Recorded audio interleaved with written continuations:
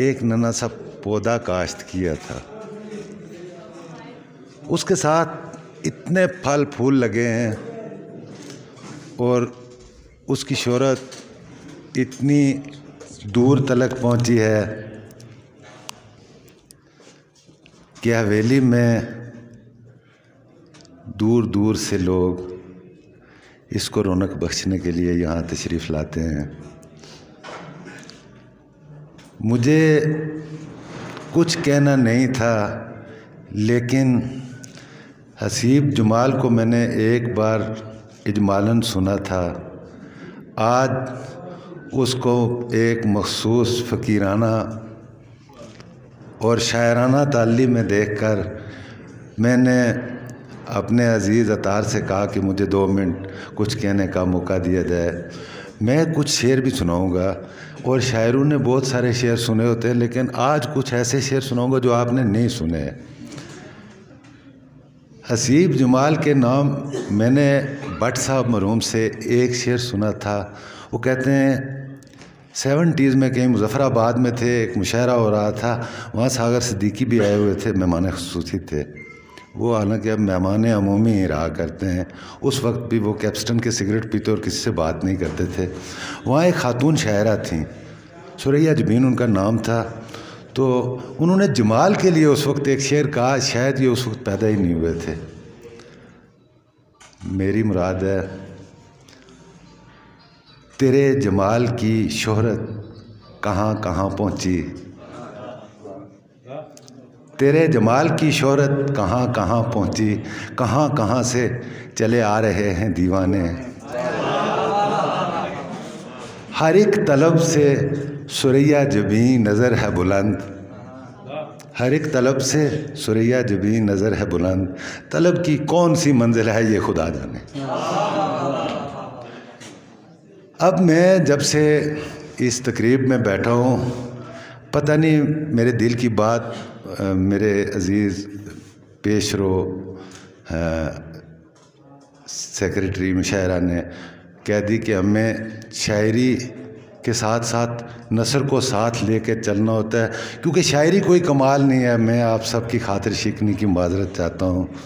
गालिब ने कह दिया था कि आते हैं गैब से ये मज़ामी ख़्याल में, तो वो आपके ख़्याल में अगर गैब से आते हैं तो इसमें आपका कमाल नहीं है।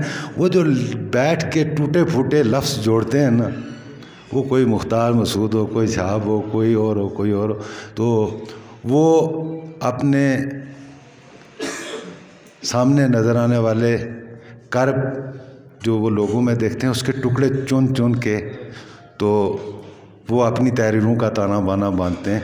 तो एक बात और कहना चाहता हूँ कि यहाँ ख़वातीन की बड़ी तादाद है, तो जब से मैं बैठा हुआ हूँ ये मुसलसल इग्नोर हो रही हैं। तो मैं वैसे एक चीज़ महसूस करता हूँ कि हमारे कल्चर में, हमारे घरों में ख़वातीन आधी रात के वक्त जगा दी जाती हैं, उठे मेहमान आगे खाना पकाएं, ये हमारे लिए सब कुछ करती हैं।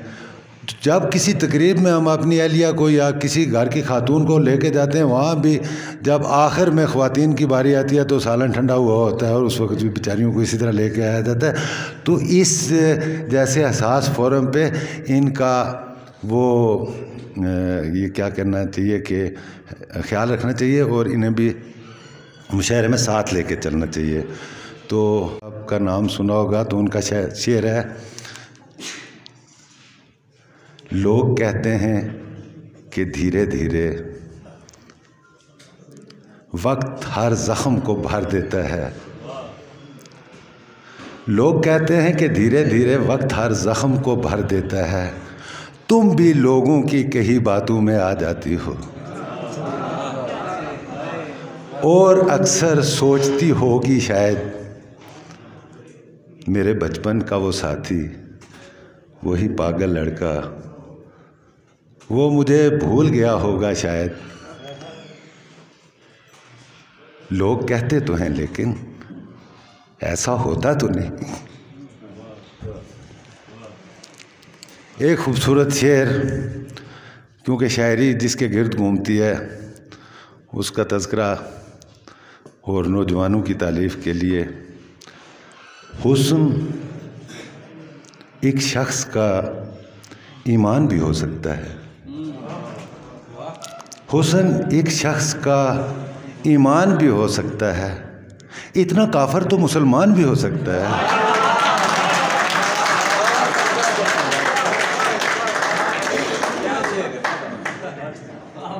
मैंने जितने शुरा सुने,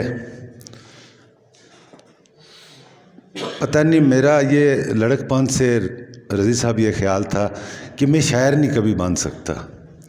उसकी वजह कि ये एक जज्बात का तलातुम होता है जो अल्फाज का रंग ढाल लेता है। जज्बात के तलातुम से हर आदमी गुज़रता है। मुझे अल्लाह रब्बुल इज़्ज़त ने यादाश्त या मेमोरी इतनी दी, मुझे लड़कपन बचपन में बहुत सारे शेर याद हो गए। जब कोई कैफियत तारी हुई तो मुझसे बहुत बड़े शायर का कलाम मेरी ज़ुबान पे आ गया, जिसने मेरे जज्बात की तर्जुमानी की, तो मैं कुछ कह नहीं सका। तो आज भी मैं हर शायर के कलाम के साथ किसी अच्छे शायर के कलाम को जोड़ के अपने जहन में सोचता था। जिस तरह किसी ने तज़किरा किया, ये करब आया एक नज़म में, मुझे शायर भूल गए हैं, तो वो फराज ने कहा था कि आपके कुछ ऐसी सजी महफिल यारां जाना, सरबजानो है कोई सरब गरेबां जाना, सरबजानू है कोई सरब गरेबां जाना, हर कोई अपनी ही आवाज़ पे कांप उठता है, हर कोई अपने ही साए से हिरासां जाना।